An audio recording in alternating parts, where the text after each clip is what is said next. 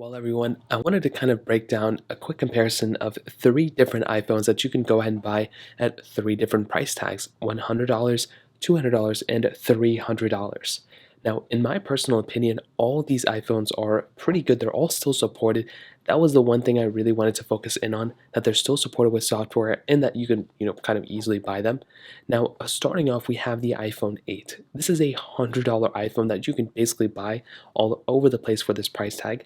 Now with this phone, you're getting a 4.7-inch IPS panel, you're getting Touch ID 2, home button, you're getting obviously like thick bezels all across it, the lightning port, glass on the back, which is really nice, wireless charging, single camera setup. Overall, I don't think it's a bad device, and for $100, like if you were willing to negotiate a little bit, you might be able to pull another phone, maybe like an 8 Plus if you're lucky. But conservatively, the iPhone 8 you can easily buy for around $100.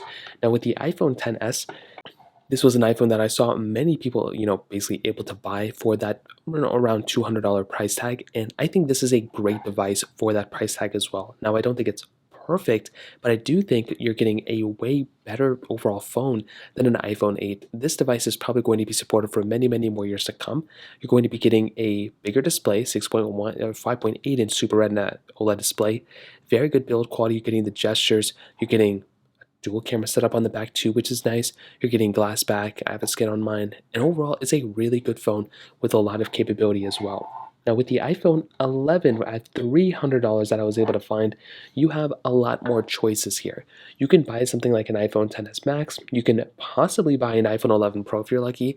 You can easily pull an iPhone 11 all day for even less than $300 if I'm lucky, if you're kind of being honest. And overall, this is a phone that is better than the previous two in some areas.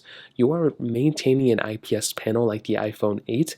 You are getting overall, I would say, similar build quality to the iPhone XS. You're getting glass on the back, dual camera setup too, but this one is an ultra wide lens rather than the telephoto lens on the iPhone XS. And overall, I think it's an overall good looking phone too. Now, if we go ahead and kind of switch angles a little bit, some other big things we have to keep in mind is actually with the overall, software experience.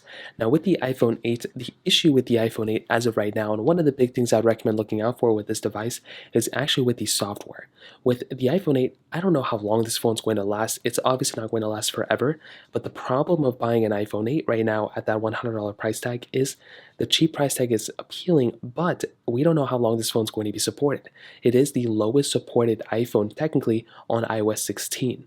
So because of that, if you want to buy a phone and you just want to keep it for maybe like a year or two, then this is not a bad option. I would say, you can buy this phone, you'll probably be okay.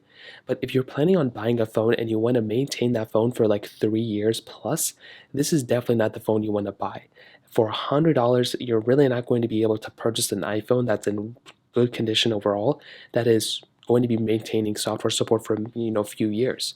With the iPhone XS, this gives you a little bit more flexibility, at least for that $200 price tag. When you're getting a device like the iPhone XS at $200, you are getting a phone that is going to last longer than the iPhone 8, which is really good, but you're also going to be getting a phone that is going to last quite a bit of time. From my opinion, from what I can see, the iPhone XS is going to be supported for several more years. It may not be for 4 years, but I would say easily for the next 2 to 3 years, this phone is still going to be around. So you have to keep that in mind when you're going through and buying an iPhone.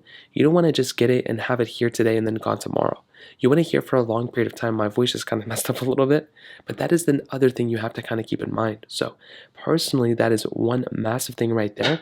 Now, with the iPhone 11, this is another very interesting thing because it's going to last longer probably than the previous devices. It's going to last longer than the iPhone XS, and it's definitely going to last longer than the iPhone 8.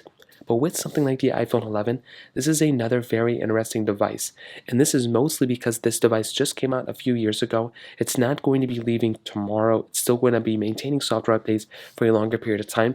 But at $300, you have a little bit more flexibility. You can buy an iPhone 11, right, which is perfectly fine. Or what you could do is you could buy a phone like an iPhone XS Max. You can buy a phone like an iPhone 10 and save extra money. So you have a lot more flexibility. All the phones in between an iPhone 8 and an iPhone 11, you can pretty much buy at this price tag. So because of that, does it make sense to buy something like an iPhone 11 as of that point? I'm not 100% too sure about that. So I personally think the iPhone 11 is one of the best phones you can buy for a fact. This is a solid phone and I love this phone a lot. And I definitely do think you can't go wrong with this device. But if I'm looking at all these devices and I'm trying to find which one is like kind of like the best price device, that kind of rhymed, I kind of do think that the iPhone 11 is probably the one that makes the most amount of sense to me. And this is the phone, or at least this price tag, is the one that if you're willing to go up to $300, this is a very, very good phone. But I also have to admit, with the iPhone XS, with the way Apple has been approaching this device for the last several years, I would say for the last like 2 years, maybe a year and a half, maybe 2 years, this device has been killing it. It has been a solid device in so many different ways, and every time Apple pushes out a software update, this phone gets a crazy cool lifespan in front of it, and I'm really happy with the way this phone has pretty much been going. So personally, like I stated, this is a really big deal for me. With the iPhone XS, this is a phone I would recommend purchasing if you have the money, if you have the funds, but then that takes us down, basically back down to the iPhone 8.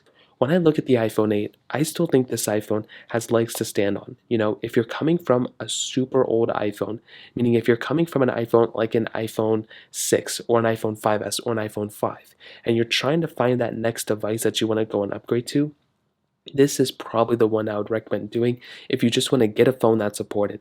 Any phone that's not supported right now does actually run the risk of having some issues down the road.